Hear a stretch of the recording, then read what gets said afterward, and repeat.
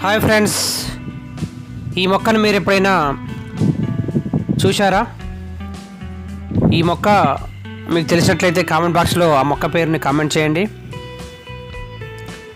ఈ మొక్క నాటిన సంవత్సరం అవుతుంది. అది 2 అంతస్తుల పైకి అలా ఆధారాన్ని పట్టుకొని రావడం జరిగింది. చూడండి ఫ్రెండ్స్, ఈ మొక్క యొక్క ఫ్లవర్స్ ఎలా ఉన్నాయో చాలా అద్భుతంగా ఆహ్లాదకరంగా అనిపిస్తాయి.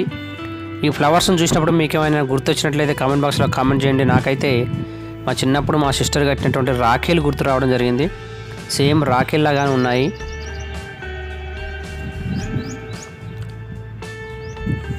ఈ యొక్క ఫ్లవర్స్ సహజంగా కూడా ఫలదీకరణ చెందడం జరుగుతుంది. కీటకాల ద్వారా, పక్షుల ద్వారా, గాలి ద్వారా కూడా ఫలదీకరణ చెంది ఫలాలుగా మారుతాయి. మనం ఏమైనా అందుబాటులో ఉన్నట్లయితే ఈ విధంగా వాటిని పుప్పొడిని ఇలా అండాలకి ఫలదీకరణ చెందించవచ్చు. అవి తర్వాత ఫలాలుగా మారి పండ్లుగా మారడం జరుగుతుంది. వాటిని జ్యూస్ చేసుకొని మనం తాగవచ్చు. వీటిని ప్యాషన్ ఫ్రూట్స్ అంటారు. Passion fruit tree. నేను కూడా మా సార్ దగ్గర ఉంటే ఆ మొక్కని తీసుకురావడం జరిగింది. చాలా టేస్ట్, చాలా ఫ్లేవర్ బాగుంది. ప్యాషన్ ఫ్రూట్ ఫ్లేవర్ చెరుకు రసం ఫ్లేవర్లో ఉంది. చెరుకు రసం తాగినట్లుగానే ఉంది. ఆ యొక్క ప్యాషన్ ఫ్రూట్ జ్యూస్ వల్ల చాలా ఉపయోగాలు ఉన్నాయి. ఆరోగ్యానికి ఎన్నో ఉపయోగకరమైనటువంటి గుణాలు కలిగినటువంటి మొక్క ఇది.